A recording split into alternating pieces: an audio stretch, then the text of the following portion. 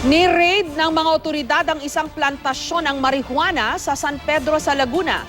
Arestado ang dalawang suspect na ang estilo raw para hindi mapansin at matunton ng otoridad.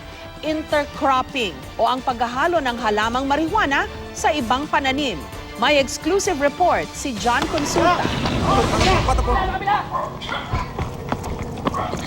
Pagdating sa target area, mabilis na pinasok ng pinagsanib na puwersa ng Provincial Intelligence Branch, Provincial Public Safety Company at Laguna Highway Patrol Group ang umunoy marijuana plantation na ito sa San Pedro, Laguna. Pinalibutan ng hinihinalang hideout ng target ng operasyon.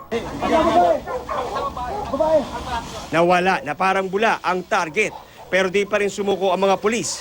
Sinuyod ang mga lagpas taong talahib.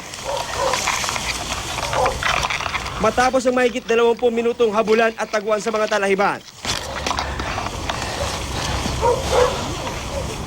na-corner din ng pulisya ang primary target na si Randy Corporal, isa umunong notorious na pusher at siyang nasa likod ng marijuana plantation.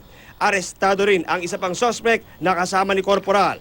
Sa kanilang paghahalugog sa bisa ng isang search warrant, nadiskubre ng mga pulis ang mga drug paraphernalia, naka-plastic na pinutuyong dahon ng marijuana na ide-deliver na raw sana at mga tanim na cannabis plant o marijuana na nakakalat sa compound. Bakit ka natututong magbenta nito? Kapos po talaga ako.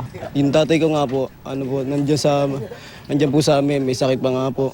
Makikita nga dito sa loob ng ni-raid na marijuana plantation, itong mga nagkalat na mga outpost tulad nito na pwesto ng mga spotter para madaling makita sakali may magtangkang pumasok nga sa kanilang lugar. Pero agaw pa sin sa lahat, dito nga sa loob ng lugar nito ay yung ginawang strategy ng mga suspect kung saan yung kanilang mga tanim na mga marijuana ay kanilang inihalo na sa iba pang mga tanim para hindi agad makita. Makikita po natin pinag-intercrop nila yung mga marijuana sa beans. Camouflaging yan. Kung may mga common tao na pupunta, parang taniman lang. Nakarecover din ang mga otoridad ng isang chinap-chap na motor sa garahe ng suspect na hinihinalang nakaw. Cannibalize na yung motorsiklo na nakita natin. Pag napatunayan naman natin na ito ay kinarnap, dagdag kaso todo sa mga nahuli natin.